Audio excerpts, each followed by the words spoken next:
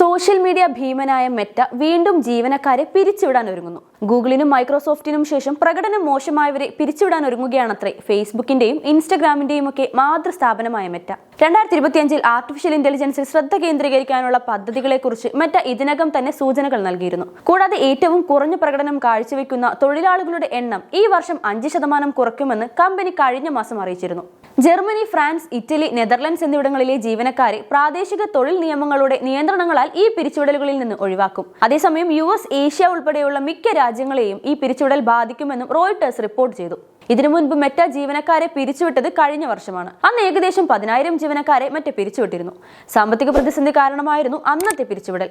കോവിഡിന്റെ സമയത്ത് ആളുകളെ ഓവർഹൈഡ് ചെയ്തുവെന്നും തുടർന്ന് കമ്പനി നേരിടുന്ന കടുത്ത സാമ്പത്തിക സാഹചര്യങ്ങളെ അതിജീവിക്കാനുള്ള ശ്രമത്തിന്റെ ഭാഗമായാണ് പിരിച്ചുവിടലെന്നും അന്ന് CEO മാർക്ക് സക്കർബർഗ് സമ്മതിച്ചിരുന്നു. ഫെബ്രുവരി 11-നും ഫെബ്രുവരി 18-നും ഇടയിൽ ജീവനക്കാർക്ക് അറിയിപ്പുകൾ ലഭിച്ചേക്കുമെന്നും റിപ്പോർട്ടിൽ പറയുന്നു. അതേസമയം പുറത്തുവന്ന ഇന്റേണൽ മെമ്മോകൾ പ്രകാരം മെഷീൻ ലേണിംഗ് എഞ്ചിനീയർമാരുടെ നിയമനം വേഗത്തിലാക്കാനും കമ്പനിക്ക് പദ്ധതിയുണ്ട്.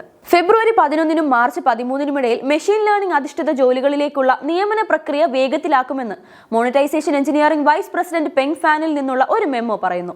ഏകദേശം 1750 ജീവനക്കാരെ പിരിച്ചുവിടുമെന്ന് സോഫ്റ്റ്വെയർ ഭീമനായ വർക്ക്ഡേ CEO കോൾ എഷൻബാക്ക് അടുത്തിടെ പറഞ്ഞിരുന്നു. നിർമ്മിത ബുദ്ധിക്കുള്ള വർദ്ധിച്ചു വരുന്ന ആവശ്യം കമ്പനിയുടെ വളർച്ചയെ പുതിയ യുഗത്തിലേക്ക് നയിക്കുമെന്ന പ്രസ്താവനയിൽ തന്നെ ഈ പിരിച്ചുവിടലിന്റെ പിന്നിലുള്ള ശക്തി വ്യക്തമാണ്.